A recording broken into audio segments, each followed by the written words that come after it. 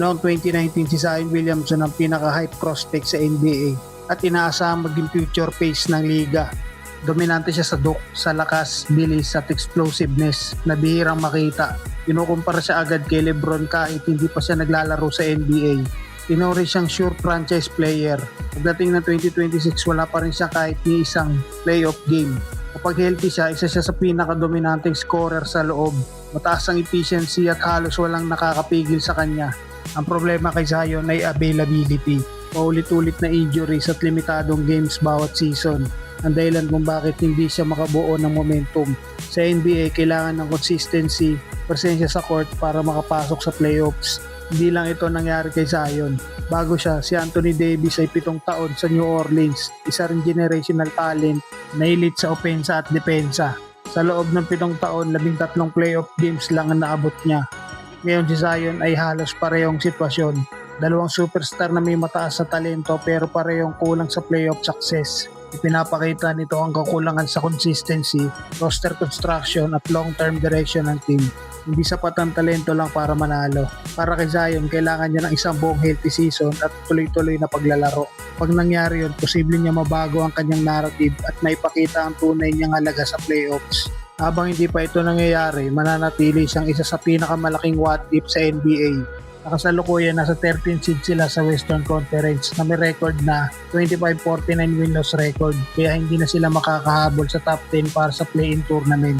Ibig sabihin, hindi na sila makakapasok sa play-ins lalo na sa playoffs ngayong season. Para sa kaalaman ng lahat, ang huling beses na nakapasok sa playoffs ng New Orleans ay noong 2024 NBA playoffs pero hindi rin sila nagtagal at na-eliminate din agad sa early rounds. Sa madaling salita, tapos na ang season ng Pelicans pagdating sa playoff race at ang focus na nila ngayon ay para na sa susunod na season.